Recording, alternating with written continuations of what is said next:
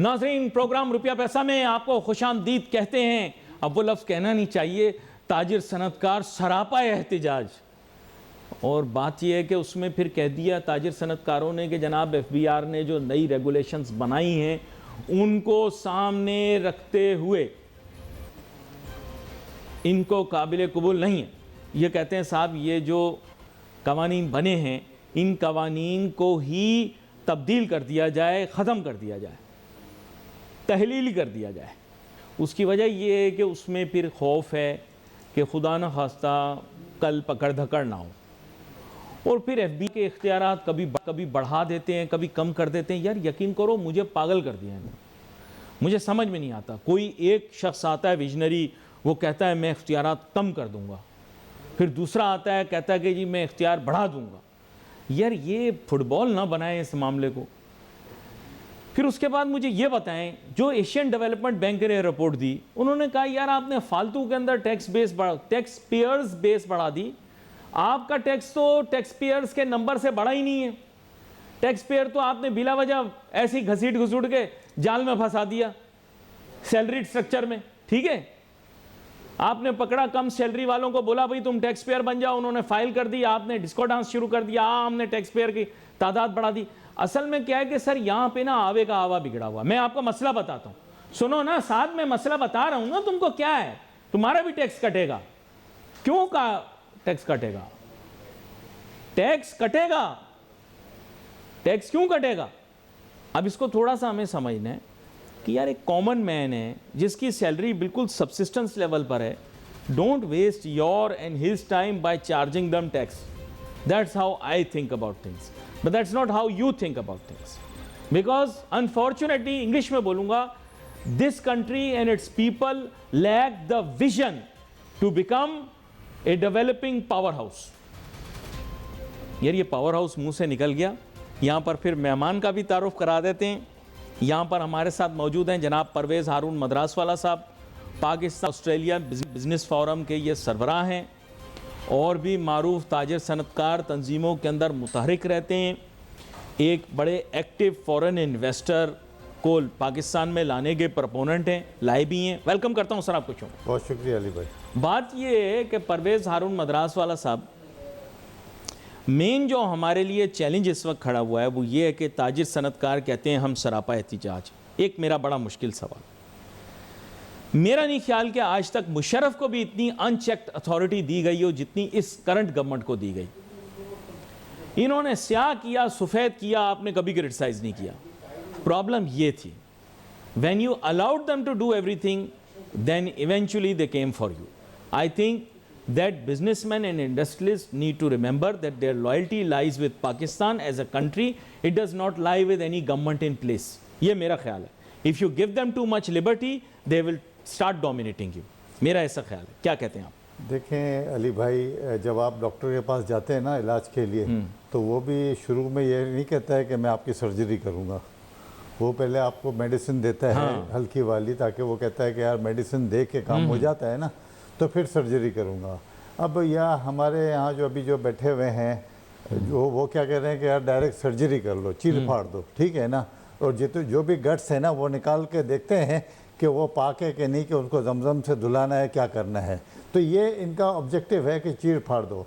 मैं एक सिंपल बात करता हूँ कि हमारे यहाँ जो 80% आबादी है, 80% पॉपुलेशन है, उनकी बेचारों की रिक्वायरमेंट क्या है? रोटी, कपड़ा और मकान, ठीक है ना। और उनके पास और क्या है? वो तो यार खता गुर्बत से इतने नीचे हैं कि उनके पास तो ना रोटी है, ना मकान है, कपड़ा नहीं है, फिर इसके बाद बिजली नहीं है, पानी नहीं है, और फिर इसके बाद जो बेचारे कच्ची बिल्डिंगों में रह रहे हैं वो बिल्डिंगें तोड़ देते हैं, और फिर इसके बाद उनको दूसरी छत भी नहीं देते।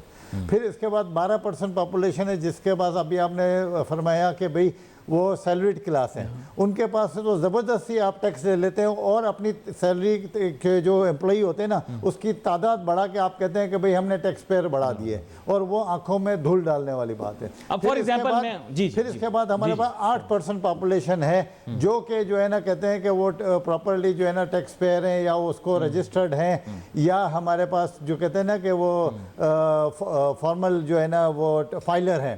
अच्छा, क्योंकि वो 12% और वो अच्छा, उसके बाद वो 8% है ना, उनको कोई फ़र्क ही नहीं पड़ता है कि भाई क्या टैक्स देना है। और वो तो जो है ना इंपोर्ट करते हैं, एक्सपोर्ट करते हैं, आपकी जो है ना स्टॉक मार्केट में जो लिस्टेड कंपनीज़ हैं, फिर इसके बाद जो है ना आपकी लिमिटेड कंपनी है, वो तो आपको वैसे ही टैक्स देते हैं। अगर आप अपने पाकिस्तान में टैक्सों की लिस्ट देखें ना, तो 29 के करीब डिफरेंट टैक्सेस हैं। 29 के करीब किसके ऊपर जो है ना 10% रेट है, किसके ऊपर 25% रेट है, किसके ऊपर 35% रेट है।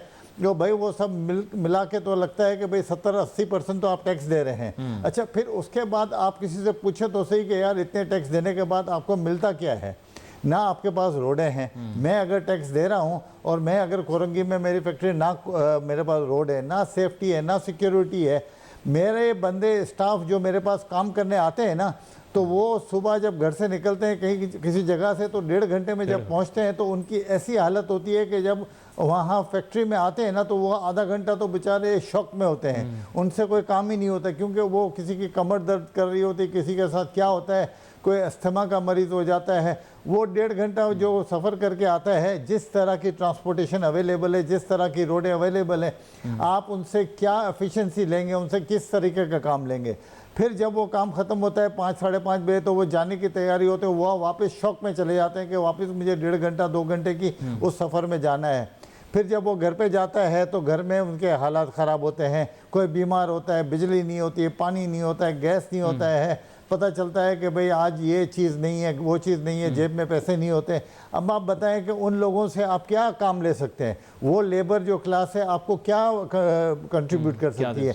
आपकी फैक्ट्री में आपकी क्या प्रोडक्टिविटी हो सकती है? अब ये गवर्नमेंट को ये नहीं पता है, उन चीज़ों पे ध्यान नहीं देते। उन चीज़ों पे ध्यान देते हैं कि भाई हम कितना ज़्यादा टैक्स बटोर सकते हैं। आप अपने दवाइयों से काम करने के बजाय आप डायरेक्ट सर्जरी दे रहे हैं। आप कहते हैं कि गट्स को अलग अलग कर लो और फिर हम देखेंगे कि दिल को गुर्दे की जगह पे लगाना है या गुर्दे को जो है ना पित्ते की जगह पे लगाना है। तो ये इस तरीके से काम करने का तरीका है। बात दरअसल ये है कि मेरे ख्याल में इन्होंने किसी जगह पे जाके इन्होंने शायद दुनिया देखी नहीं है।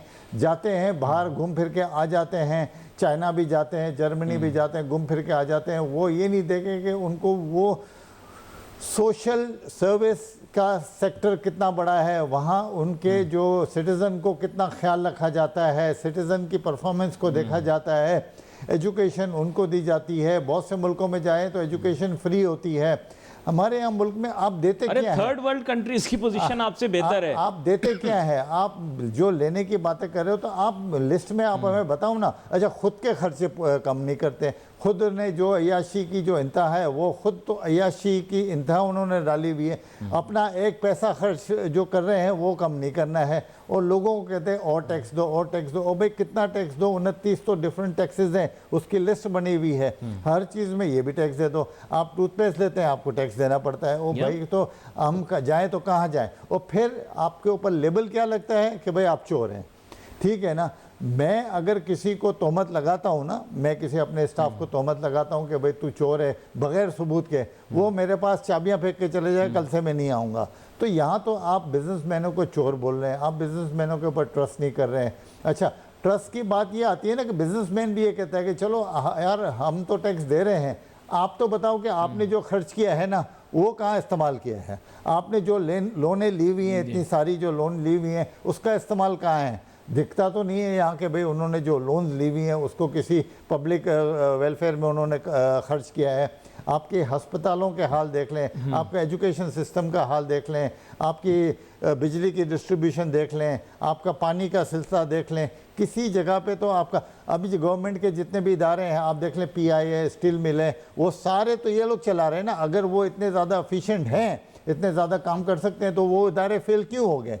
तो अब जो है ना उन्होंने क्या करा कि अपने इदारे तो फेल कर दिए हैं, अब जो प्राइवेट बिजनेसमैन है ना, अब उनको उनके इदारों को फेल करने की नीयत से आए हुए हैं। वो कह रहे हैं कि उनके ऊपर भी ताले लग जाएं कि भाई जैसे हमारे PI बंद हो रही है या नुकसान में जा रही है ना, ये प्राइवेट कंपनियां हैं ना, ये भी नुकसान में जाएं और इनको इतना तंग कर दो कि वो भाग जाएं। तो ये एक्चुअली मैं समझ रहा हूँ कि आजकल की जो है ना सिचुएशन चल रही है।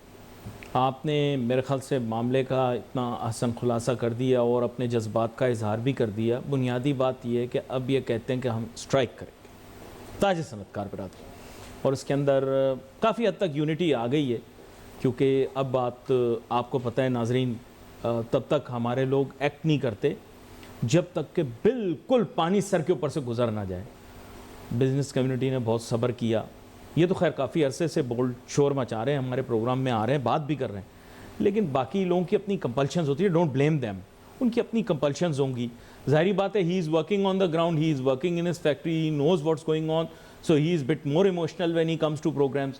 Other people have to be bit diplomatic because they are representing the entire business industry and community, so they try to be cautious in their approach. Unfortunately बात ये है कि अब इशू यूनिटी का नहीं है, अब इशू आप प्रोटेस्ट करेंगे। You are simple people, you are not the kind of people who will come out on the street and destroy or disturb anything. So why you are imagining कि आप कोई एहतजाज करेंगे the government will listen? I don't know. देखें, ये जो भी है प्रोटेस्ट है या जो भी है हड़ताल, ये पीसफुल है। कोई बिजनेस कारोबारी वो थोड़ी है कि कोई झगड़ा करने आ जाएंगे या कोई पथराव करेंगे या लाठीचार्ज। देखें, कारोबारी जो है ना, वो अपना प्रोटेस्ट जो है ना, वो उनको रजिस्टर कराना चाहते हैं। सिंपल सा रिकॉर्ड करो। वो बात दरअसल लेके जो ज्यादती हो रही है ना, वो उसको हाईलाइट कर रहे हैं। जो कारोबारी जो लोग थे, उन्होंने अपने प्रपोजल दिए थे और उनका टाइम वेस्ट किया कि भाई आप हमें प्रपोजल दें, बजट आने वाला ये है, सारे प्रपोजल बना के दिए, उन्होंने अपना टाइम वेस्ट किया उसके ऊपर। एंड ऑफ द डे क्या होगा, कोई एक बात भी उसकी नहीं मानेगी, बल्कि ऐसी अनरियलिस्टिक चीज़ें की गई जिसका कोई सर पैर ही नहीं है, और दुनिया में ये चीज़ें होती नहीं हैं। और बात दरअसल ये कि जो चीज़ें, जो टैक्स मिल रहा है जिन लोगों से, आप उसी को ही जो है ना, आप कह रहे हैं कि भाई और टैक्स दो, और जो तुम टैक्स दे रहे हो ना पूरा नहीं दे रहे हो। और भाई जो रजिस्टर्ड टैक्स पेयर नहीं है, उनके लिए तो आप उनको पकड़ने के लिए तो कुछ आप कर नहीं रहे हो। अच्छा, उनको तो फैसिलिटेट कर रहे हो। एक ज़माने में आप कह रहे थे कि भाई आप उस प्रॉपर्टी नहीं ले सकते हो, गाड़ी नहीं ले सकते हो, ट्रैवल नहीं कर सकते हो, मोबाइल सिम नहीं ले सकते हो, उनके शनाख्ती कार्ड बंद होंगे, उनके पासपोर्ट बंद होंगे। और तो भाई पहले तो वो आप अपने उनके पासपोर्ट, शनाख्ती कार्ड, गाड़ी, ये वो सब बंद करो ना। आप जो दे रहे हैं, जो कहते हैं ना कि मिल्किंग, नहीं, वो 70 लाख रुपए से सस्ती गाड़ी ले सकता है।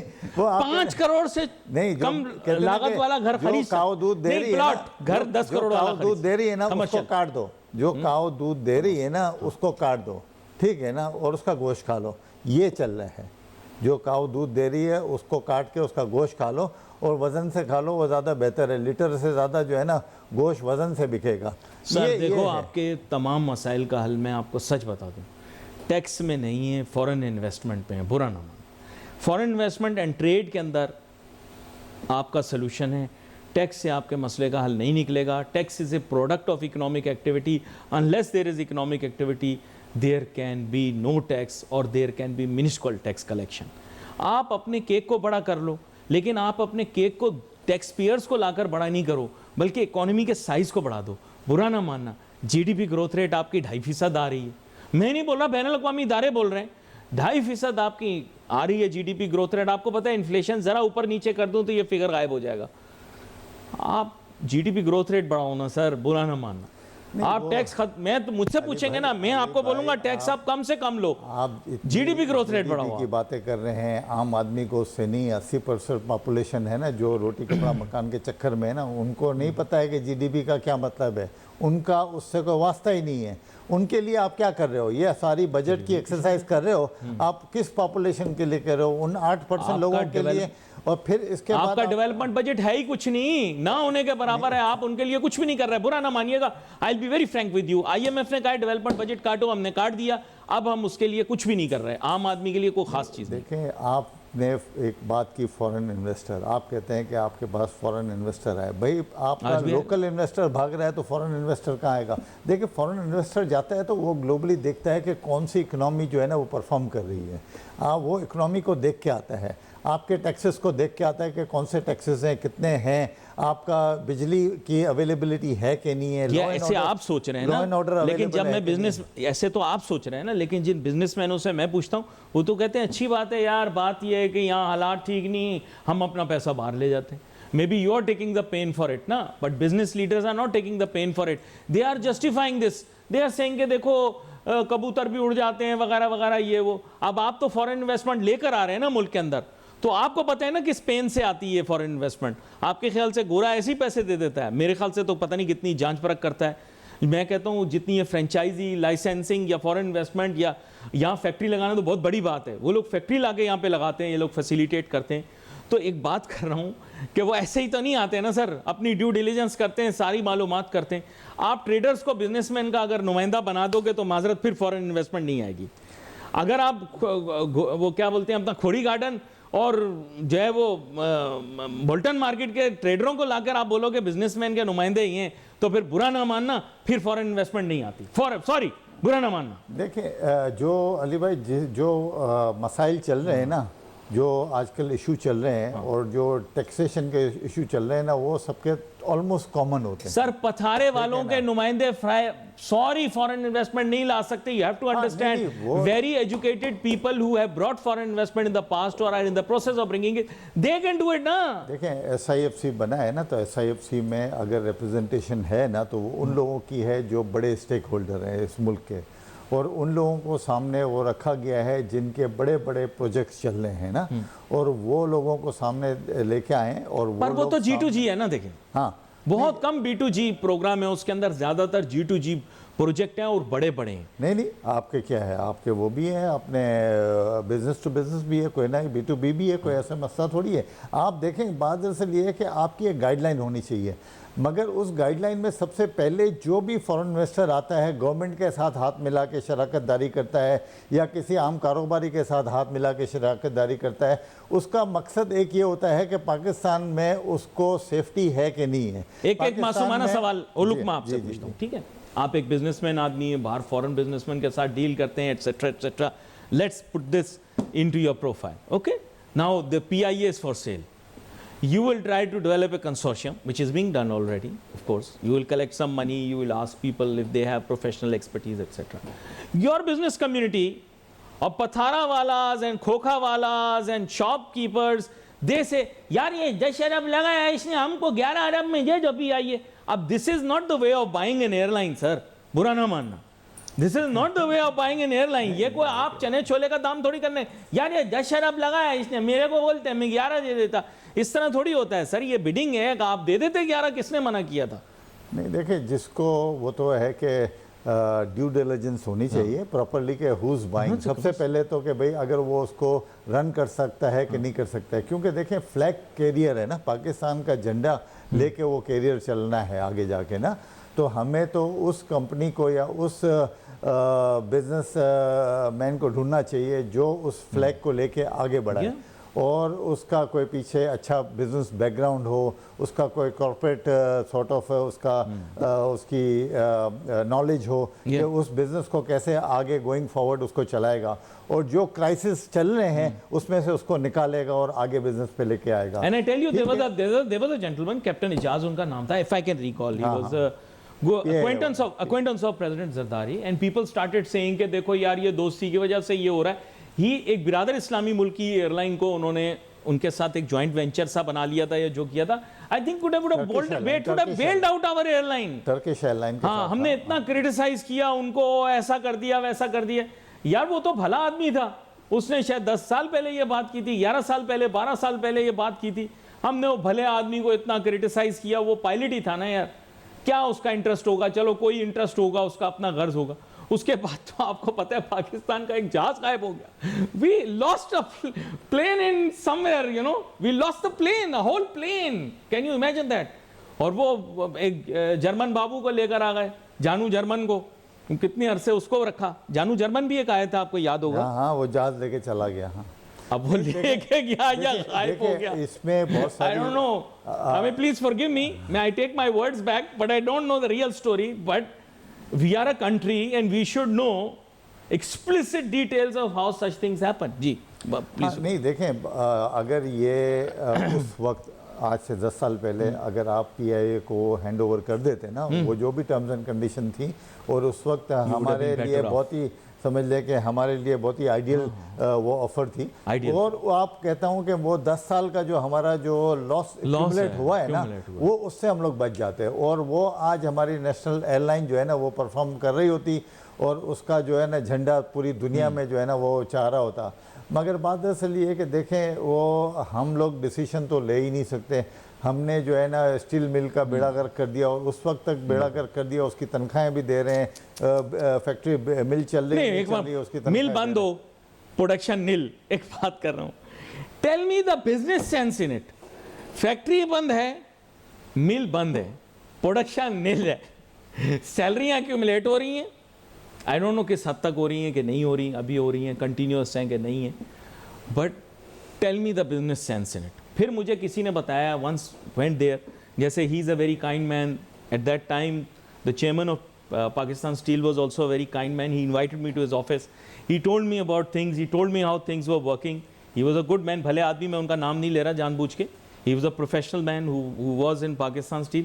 And he told me the improvements he'd made, and he also told me that he is in discussion with the actual parents who had set up this to update it with the newest technology, which would perhaps be different because अब जो आए हैं steel mills के वो they are vertical plants. I don't know the details, but the aim is you don't need so much area.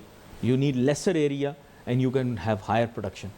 Then few of our common friends made this new Dhakosla that they are going to set up some kind of new steel mill which never took off.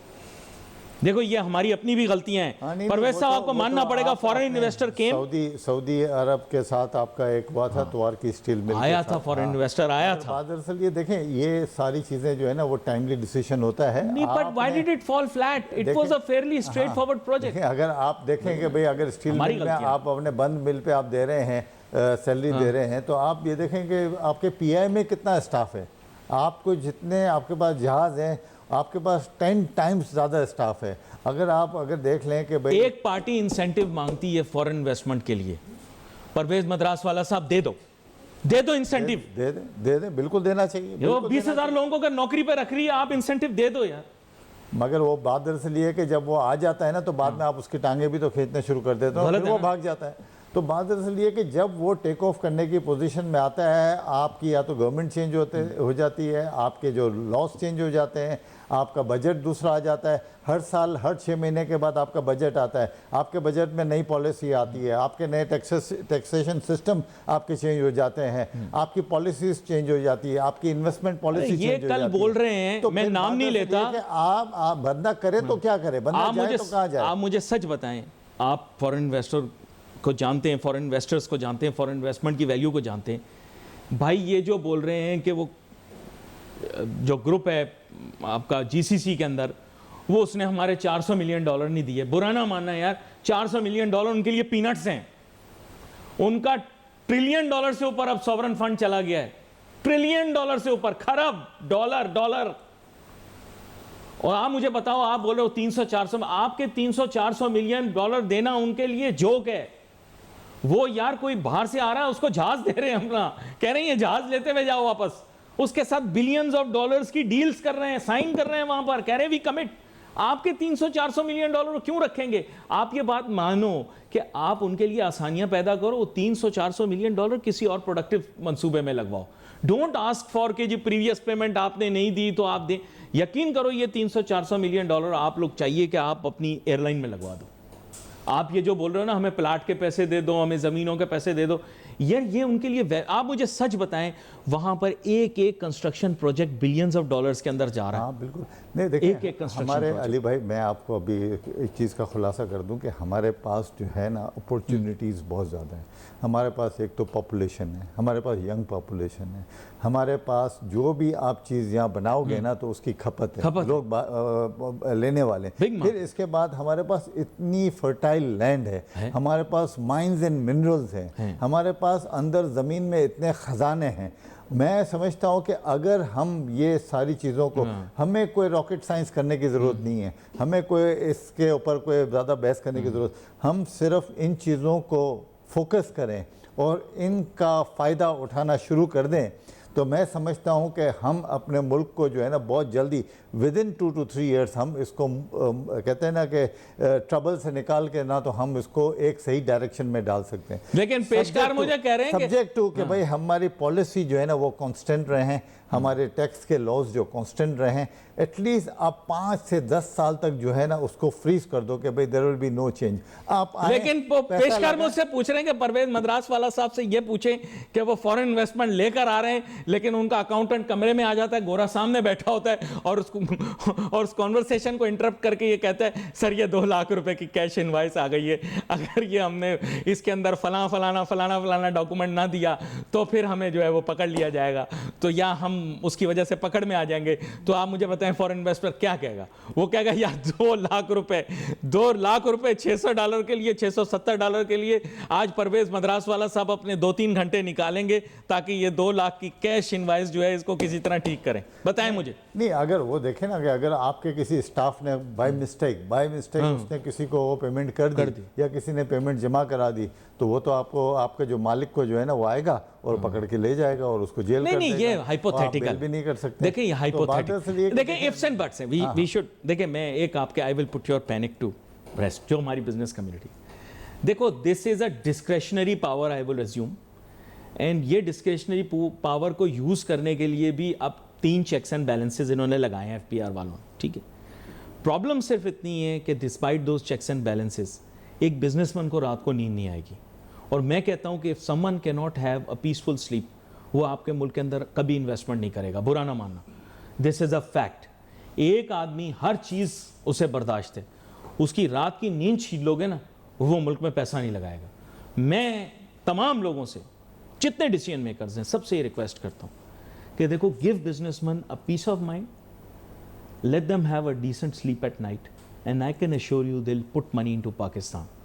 आप देखो जंग हुई, परवेज मद्रास वाला साहब, आई will be very frank with you, India के साथ जंग हुई, नाजरीन कराची के ऊपर इल्ज़ाम लगाया जाता है, कराची के बिजनेसमैनों पे इल्ज़ाम लगाया जाता है, इनकी कोई लॉयल्टी नहीं है, सिंसेरिटी नहीं है। एक बंदा नहीं भागा पाकिस्तान से। रात को खबर आई, सबके पास दुबई के वीज़े होते हैं, सबके पास दूसरे मुल्कों के वीज़े होते हैं, रात को खबर आई बेरी बेड़ा 700 मील दूर है, एक कराची वाला भागा है। यहां कितने लोग ऐसे समुद्र पे चले गए देखने के लिए, डरते वरते हम नहीं हैं यार, हम पे ऐसे ही इल्जाम लगाते हो। हम पाकिस्तानी लोग मुल्क से बहुत मोहब्बत करते हैं, ये किसी एक की डिस्क्रेशन नहीं है मुल्क से मोहब्बत करना। गलत कह रहा हूं, सही कह रहा हूं? कोई भागा, आपने देखा किसी को, उसने आपको फोन किया परवेज साहब इंडिया के भेरी बेड़ा आ गया, हम भाग रहे हैं? नो, कोई एक भी नहीं भागा, किसी एक आदमी ने भी नहीं कहा। वैसे तो एयरलाइन बंद हो गई थी, को भागने का मौका ही नहीं मिला। नहीं, लेकिन लोग नहीं भाग रहे थे। नहीं, वो तो जाहिर बात है कि क्यों छोड़ के भागेंगे। मगर बात असल के देखें, हमारे मुल्क के अंदर जो है ना इन्वेस्टमेंट आ सकती है, बिल्कुल आ सकती है। आज भी गोरा कहता है कि ऐसी जो कंट्री है जिसके अंदर हर चीज़ अवेलेबल है, मेरे पास लेबर भी अवेलेबल है, कंज्यूमर भी अवेलेबल है, और हमारे पास हर चीज़ है, माइंस, मिनरल्स, हर चीज़ है। आज वो सारी चीज़ें अगर हम लोग उनको वो करें ना, एक्सेसिबल कर दें, और टैक्स को हम लोग फ्रीज कर दें कि यार 15% टैक्स लगाए, आ जाओ काम कर लो, 15% टैक्स दो और जाओ, ठीक है ना। तो मैं समझता हूँ कि इस मुल्क में इतना पैसा आएगा बाहर से, इतने लोग आएंगे, और हमारे मुल्क में जो लोग इधर उधर भाग रहे हैं ना और पैसा दूसरे मुल्कों में लगा रहे हैं ना, वो भी यहीं पैसे खर्च करेंगे। फिर इसके बाद हमारी जो रियल इस्टेट की पॉलिसी है, बिल्डर्स के लिए पॉलिसी, उनको फैसिलिटेट करें। क्यों बिल्डर जाके बाहर हमारे इन्वेस्टमेंट कर रहे हैं? क्यों बाहर हम लोग जो है ना दुबई में जो है ना प्रॉपर्टी ले रहे हैं, टर्की में। तो बात इसलिए कि ये पाकिस्तान में हमारे पास सारी अपॉर्चुनिटी है, हम हर काम यहाँ कर सकते हैं, हमारे पास लोग हैं, हमारे पास पॉपुलेशन है। अच्छा, फिर बात दरअसल ये कि हमारी अपनी जो पॉपुलेशन है ना, उसका भी हम उसको भी आगे बढ़ाएं, उनको आगे बढ़ने का मौका ही नहीं देते। देखिए ना, बात दरअसल ये कि हमारा एक वक्त में डॉलर का रेट चल रहा था $130, $130, आज हम लोग $290 पे चले गए। तो जाहिर बात है कि भाई डायनेमिक ही चेंज हो गया। जो पैसे वाले थे उसका पैसा तो आधा हो गया ना। अब आप देखें कि भाई जो पैसे वाले थे उसका पैसा आधा हो गया, तो अब वो ये एक ज़माने में सोचता है कि यार अगर और डॉलर अप्रिशिएट हुआ और हमारा करेंसी और डिप्रिशिएट हुई तो मेरा क्या होगा भाई, मेरे पैसे तो और पिघल जाएंगे। तो ये सारी जो चीज़ें होती हैं, उनका जो खौफ होता है ना, ये खौफ मिटाना किसका काम है? गवर्नमेंट का काम है। हमारी रेगुलेशन हम नहीं करते, गवर्नमेंट करती है। जनाब परवेज मद्रास वाला साहब हमारे साथ हैं, ताजिर सनतकार बिरादरी सिरापाए एहतिजाज। लेकिन इन्होंने बड़े लॉजिकल क्वेश्चन मुझसे पूछे, जो ब्रेक से पहले पूछे या ब्रेक के दौरान पूछे, वो मैं दोहराऊंगा नहीं, इनकी मर्जी, ये वो बात कर लें तो कर लें। लेकिन मैं ये कहता हूं कि checks and balances should be applied across the board. They are equally applicable to businessmen, they are equally applicable to bureaucrats, they are equally applicable to politicians, they are equally applicable to agriculturalists and everyone else. There is no exception in the eyes of law. ये कानून है, मैं आपको बता रहा हूं, कोई exception नहीं होती, एक्सेप्शन किसी के लिए नहीं होती, तो एक्सेप्शन हैंडीकैप के लिए होती है, उसके अलावा किसी के लिए एक्सेप्शन नहीं है। मैं आपको एक चीज़ बताऊं परवेज़ मद्रास वाला साहब, सबसे जो मुझे और चीज़ लगती है वो ये है कि जब तक आप अकाउंटेबिलिटी अक्रॉस द बोर्ड, मैंने फॉरेन इन्वेस्टर से बात की, मैंने फॉरेन इन्वेस्टर से पूछा कि पाकिस्तान के अंदर आप लोग पैसा नहीं लगाते हो, कहते हैं Ali don't mind it, we our foreign investment is not done by me as a CEO, it is done by our department that has specific points, your points in social justice and human rights do not qualify you as a foreign investment destination. मैं हिल गया एकदम, मैंने कहा ये क्या होता है? उसने कहा देखें बुरा ना मानिएगा, हमारे मुल्क के अंदर ऐसे नहीं होता कि one man know it all, one man run the show. उसने कहा कि I am a designated CEO, I am member of the board of directors, but this decision is taken by the investment board that is looked after one of our directors and is supported by an entire team that has a point system. वो point system में हमें बताती है social justice, political stability, geo strategic stability, क्योंकि we are investing billions of dollars of our shareholders. तो मैं shock में आ गया, पता नहीं आप तो इस सिस्टम से अवेयर होंगे, लेकिन मैंने उनको कहा सोशल जस्टिस, उन्होंने कहा सोशल जस्टिस में ये इक्वलिटी, आपके मुल्क के अंदर आपकी ब्यूरोक्रेसी की परफॉर्मेंस, ट्रांसपेरेंसी, इसके सारे पॉइंट्स होते हैं, हम पॉइंट्स देते हैं, 10 पॉइंट्स में से अगर आपके 7 पॉइंट होंगे तो हम आपके मुल्क में पैसा लगाएंगे, 7 पॉइंट से एक भी पॉइंट नीचे होगा माजरत हम कर नहीं सकते। We are methodical, we are systematic, we are analytical, we use arithmetics as the primary reason for investment. सही कह रहा हूँ, गलत कह रहा हूँ? बिल्कुल, देखिए बिल्कुल आपने जो अभी सारी जो तमहीद बांधी है बिल्कुल आपने सही करा है। और फॉरेन इन्वेस्टर जो होता है उसका कोई एक पर्सनल एक बंदे का कोई डिसीजन नहीं होता, वो ज़ाहिर बात है कि वो एक सारा एक ऑर्गेनाइजेशन होती है और उसके अंदर जो भी डिसीजन आता है वो उनकी बोर्ड ऑफ डायरेक्टर से आता है और पहले वो पूरे मुल्क को असेसमेंट करते हैं, देखते हैं कि भाई हमारा पैसा यहाँ सेव है कि नहीं है और हमें कोई आगे जाके प्रॉब्लम होगी कि नहीं होगी, हम जब भी हमारी जब पैसे लगाएंगे तो हम आ जा सकेंगे कि नहीं, हम हमारी इन्वेस्टमेंट को देख भी सकेंगे कि नहीं, और फिर हमें अप्रूवल कितने दिनों में मिलती है, हमारा बिज़नेस सेफ है भी कि नहीं है, और जब हम ऑपरेट करेंगे यहाँ बिज़नेस में तो हमें स्किल लेबर मिलेगी कि भी नहीं मिलेगी, और लेबर आएगी तो उसकी परफॉर्मेंस और एफिशिएंसी क्या होगी, और फिर इसके बाद जो है हमारे पैसे यहाँ सेव रहेंगे कि नहीं रहेंगे, और फिर यहाँ टैक्स का क्या लॉ है, फिर इसके बाद हमें बिल्कुल बिजली मिलेगी कि नहीं मिलेगी, बिजली के रेट क्या होंगे, ये भी वो कंसिडर करती है। अभी पिछले कुछ दिनों पहले मेरी एक एम्बेसडर है रवांडा, उनकी एम्बेसडर से मुलाकात हुई तो वो कह रही थी कि भाई हम जो है रवांडा को जो है सिंगापुर बनाएंगे। लैंड लॉक कंट्री है, उनका कोई एक्सेस नहीं है वहाँ पोर्ट से, मगर वो कह रहे हैं कि उनका एम तो देखो, वो कहते हैं कि भाई आप इसकी वेबसाइट पे जाओ और रवांडा की वेबसाइट देखो तो आप देखोगे क्या हमने इंफ्रास्ट्रक्चर बनाया, इकोनॉमिक ग्रोथ रेट बहुत बढ़ गया है। ये वॉर टॉर्न रवांडा की बात हो रही है, जहाँ पे खून रेजी होती थी, और क्या हमारी बिल्डिंग है, क्या हमने वो सारा सिस्टम बनाया हुआ है, और उनका एम तो देखो। और वो कहती है मिस्टर परवेज़ के आप अगर वहाँ किसी जगह पे रेस्टोरेंट पे कोई चीज़ भूल जाओ ना और आप दोबारा वापस जाओगे तो आपको वो चीज़ आपको वापस मिल जाएगी।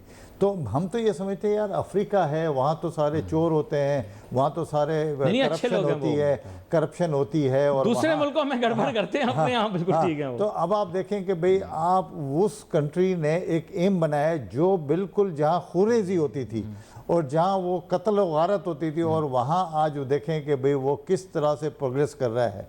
और वहाँ के लोग, हमारे पास जो एजुकेटेड लोग हैं, हमारे पास जो यहाँ ब्यूरोक्रेसी है, मैं समझता हूँ कि वो दुनिया की बेस्ट ब्यूरोक्रेसी है, और हमने बड़े बड़े अच्छे ब्यूरोक्रेट निकाले हैं, बड़े टैलेंटेड हैं, समझदार हैं, मगर पता नहीं जब काम करने की बारी आती है तो हमारे मुल्क में हम क्यों पीछे रह गए हैं, हमारे मुल्क में हम क्यों आगे नहीं निकले हैं। इस जो कहते हैं ना कि 15-20 साल में हम आगे बढ़ने के बजाय हम हर शोबे में पीछे जा रहे हैं, हर शोबे में हमने देखा है कि वो कोलैप्स होता गया है। आगे जाने के बजाय हमने सारे हमारे जो चलने वाली चीज़ें थी, जो काम चल रहा था उसको भी हमने बर्बाद कर दिया है। हम पीछे चले गए, हमारे पास हमने ब्लू इकोनॉमी, हमारे पास कोई नहीं है, हमारे पास शिप बिल्डिंग का था एरिया, हमने उसको ख़त्म कर दिया। हमारे पास बीचेस डेवलपमेंट है, इतना बड़ा कोस्टल लाइन है, हमने कोई बीच को डेवलप नहीं किया। आप देखें मजहबी रिवायत के मुताबिक टर्की चले जाएं, आप थाईलैंड चले जाएं, वो अपने बीच पे इतनी डेवलपमेंट करते हैं कि दुनिया भर से लोग आता है, टूरिस्ट आता है और वहाँ पैसा खर्च करता है। बंदा समुद्र के किनारे ही घूमता रहे। मैं कहता हूँ कि भाई आज आप अपने कोई फैक्ट्री बना रहे हैं या कोई प्रोजेक्ट बना रहे हैं, उसको बनाने में एक फिजिबिलिटी बनती है, टाइम लगता है और आपको रॉ मटेरियल इंपोर्ट करना है। बीच डेवलपमेंट में आप होटल बना दें, लोगों को, टूरिस्ट को अट्रैक्शन करें, टूरिस्ट को फैसिलिटेट करें, आप अपने विद इन 2 ईयर्स जो है ना, आप अपने काम को आगे बढ़ा सकते हैं और लोग आएंगे यहाँ, पैसा खर्च करेंगे और अपना पीसफुल एंजॉयमेंट करेंगे। हमने तो जो है ना, एक शोबे को भी हमने उस नज़रिए से नहीं देखा है। हमने ये देखा है कि भाई जो बिजनेसमैन जो पैसे कमा रहा है, जो बिज़नेस चल रहा है ना, उसको ताला कैसे लगाना है, इसकी जो है ना प्लानिंग चल रही होती है। अब बात दरअसल ये है कि अगर ये प्लानिंग से अगर हम लोग चलेंगे कि जो कारोबार चल रहा है उसको भी, उसके भी हाथ बांध दो, ना कि हम जो है ना दूसरे एवेन्यूज़ खोलें या दूसरे एरियाज़ को हम लोग आगे फैसिलिटेट करें।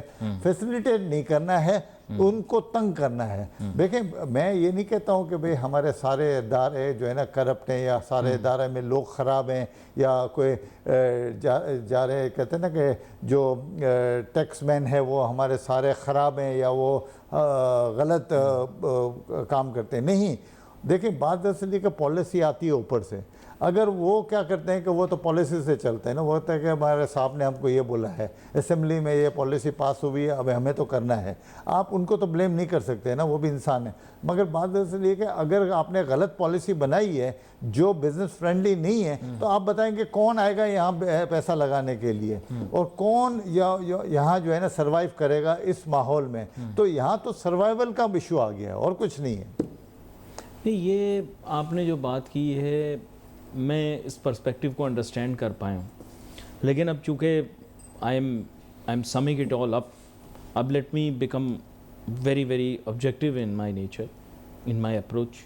वो ये है कि now suggest a solution, because Karachi club के बाहर बैनर्स लगा देने से तो सोल्यूशन नहीं निकलेगा, और प्रेस क्लब के बाहर 50, 60, 100, 200, 300 ताजिर सनतकार अगर सड़क पे बैठ भी जाएंगे, that is also not going to be the solution.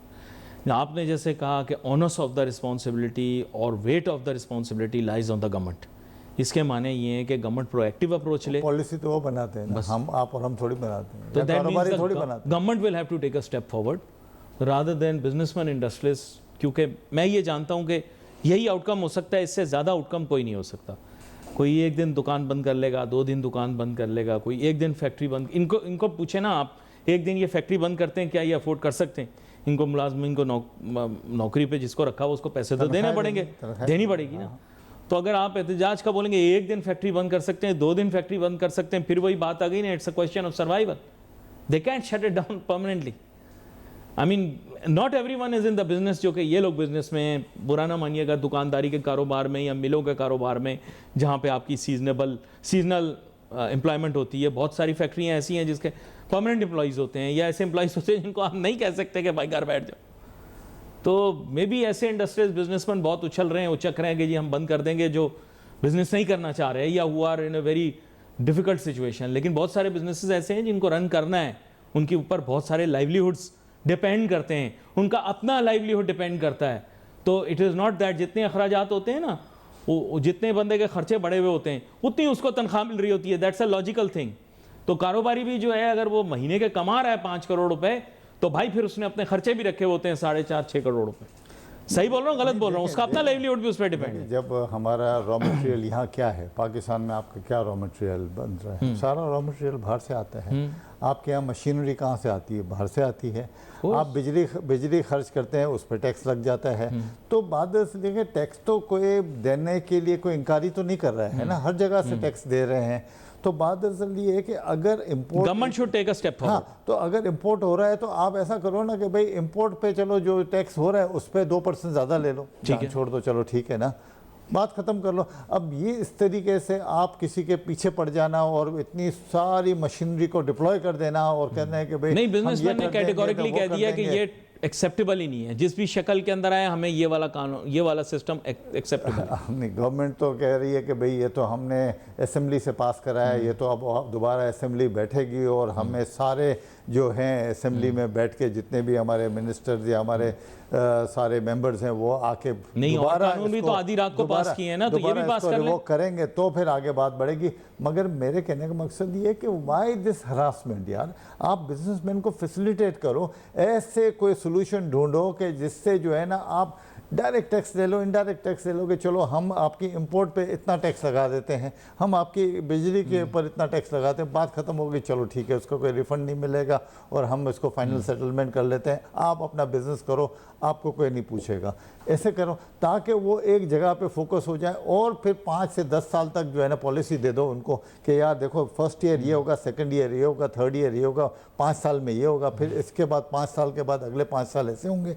उनको एक रोड मैप दे दो कि यार इस तरीके से काम होना चाहिए, तब तो बिजनेसमैन आगे काम करेगा। आपका फॉरेन इन्वेस्टर भी आएगा, उसको पता होगा कि ये पाकिस्तान का रोड मैप है, इस तरीके से मैं इन्वेस्टमेंट करूंगा, ये मुझे देना पड़ेगा, ये मेरी लायबिलिटी है, ये गवर्नमेंट की तरफ से मुझे फैसिलिटी मिलेगी, गवर्नमेंट ये फैसिलिटी दे सकती है, ये नहीं दे सकती, उसके सामने एक प्लान आ जाएगा। अदरवाइज तो आप कुछ भी करोगे। मैं भी आज कारोबार चलाता हूँ ना, तो मैं भी प्लान से चलाता हूँ। मैं कोई ऐसे कोई एडॉक डिसीजन लेके कोई थोड़ी अपना पैसा झोंक देता हूँ कि भाई मैं ये काम कर लूँगा और ये मंगा लूँगा और ये बना लूँगा।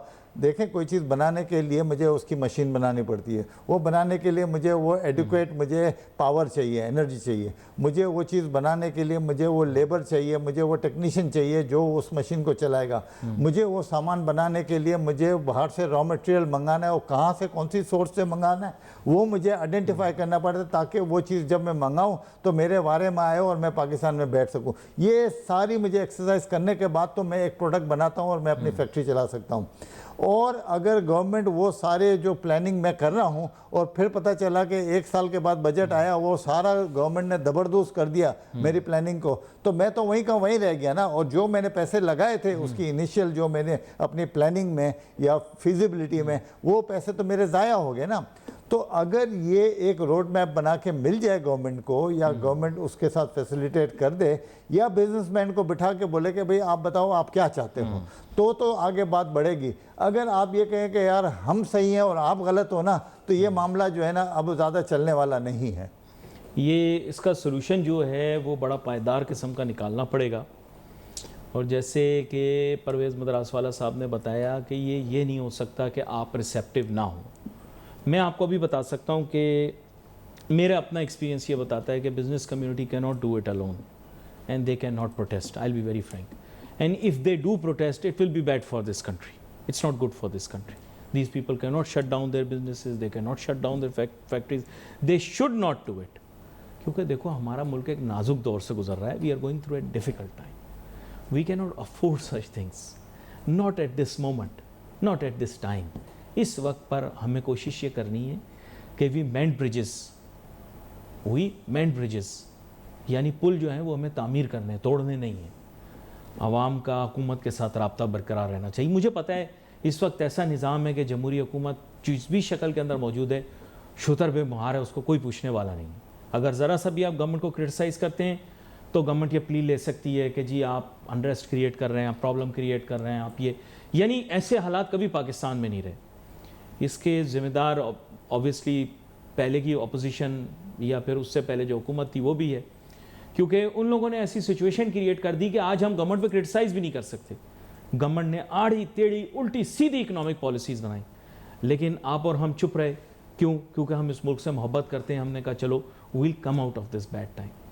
But I think the government needs to realise and understand कि यार ये यकतरफा रिश्ता नहीं हो सकता, this needs to be a reciprocal relationship.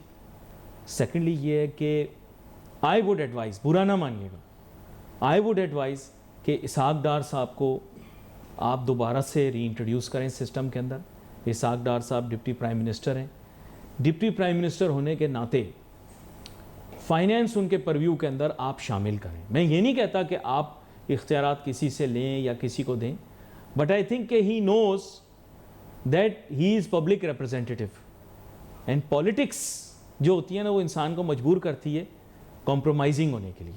I think the current finance minister is also good, but unfortunately because he is a technocrat, I won't blame him. They are not meant to compromise. He's a corporate leader. They don't compromise. These people who are CEOs and presidents of banks and other commercial organizations, they don't compromise. They make decisions. तो approach थोड़ी सी different है.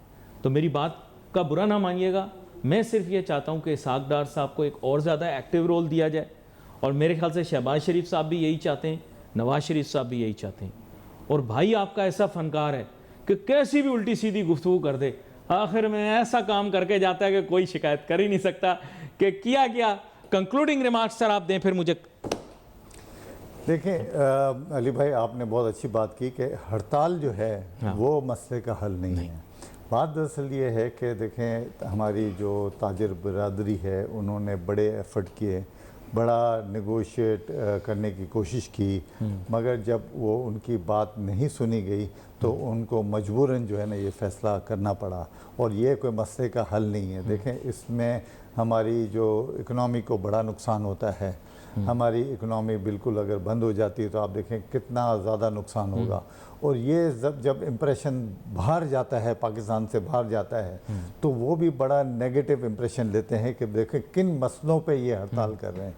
आप किसी भी दुनिया में चले जाएं, आप देखें कि कहाँ हड़ताल होती है.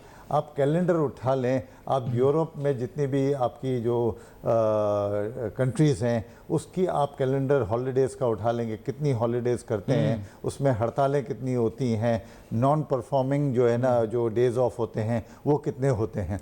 तो वो ऐसा कुछ भी नहीं होता है. आप हमारी नेबरिंग कंट्रीज से कंपेयर कर लें तो वहाँ आप देख लें, आप अफ्रीका में आप देख लें कि ऐसी नॉन परफॉर्मिंग हॉलीडेज़ कितनी होती हैं, बहुत कम होती हैं. तो ये हम इस दौर में हैं कि हम पाकिस्तान ये अफोर्ड बिल्कुल नहीं कर सकता है. हमें चाहिए कि हमें मुल्क को आगे बढ़ाना चाहिए. हमें जो भी इस मुल्क में स्टेक होल्डर हैं, चाहे वो छोटा आदमी हो या बड़ा आदमी हो, उनके साथ मिलजुल के काम करने चाहिए. गवर्नमेंट को छोटे छोटे ऐसे ग्रुप्स, वर्किंग ग्रुप्स बनाने चाहिए जिसमें हर किस्म के मिनिस्टर्स हों और उनको वो जो कहते हैं ना कि लोगों के साथ इंटरेक्ट करना चाहिए, वो उनसे पूछना चाहिए कि क्या है, और वो जो पॉलिसी मेकर हैं गवर्नमेंट में उनके पास वो सोल्यूशन लेके जाए और कहें कि देखें मेरी कॉन्स्टिट्यूंसी में ये इश्यूज़ हैं, ये मेरे लोगों ने मुझे वोट दिया हुआ है, इनके साथ ये प्रॉब्लम है, वहाँ लेके जाए और वो उनके मसलों का हल लेके आए. इसी तरह से होता है दुनिया में भी, इसी तरह से होता है. आप किसी भी मुल्क में चले जाएं, वहाँ का गवर्नर होता है, उसके पास सारी पावर्स होती हैं, उसको पता होता है कि मेरे बंदों को मुझे क्या इश्यूज़ आ रहे हैं, उनको किस तरह से सॉल्व करना है, और वो फिर आगे लेजिस्लेटर के पास जाके वो चीज़ें इश्यूज़ को लेके जाता है और उनके मसले का हल लेके आता है. और इसी तरह से गाड़ी आगे बढ़ती है, उनके मसलों का हल मिलता है, वो भी आगे काम में जुटे होते हैं, और वो फिर इनके पास एक ही डायरेक्शन होती है कि हमें आगे कैसे बढ़ना है, मुल्क को आगे कैसे बढ़ाना है. और ये हमारा भी इसी तरह से ऑब्जेक्टिव होना चाहिए. और हमारे जो वहाँ इस्लामाबाद में जो लोग बैठे हुए हैं उनके लिए यही मैसेज है कि आप उनको फैसिलिटेट करें, ना कि आप उनका आर्म ट्विस्ट करें. ये बड़ा अहम नुक्ता है जो कि इन्होंने पेश किया और बड़ी अहमियत तलब गुफ्तगू है. आगे आने वाले दिनों के अंदर भी ज़रूर इस तरह के और दीगर और मईशत के मौज़ूआत को लेकर आगे चलेंगे. आपका बहुत शुक्रिया आप शो में शामिल हुए. We wait for messages on Facebook. Ali Nasir हमारी टीम को इजाज़त दीजिए.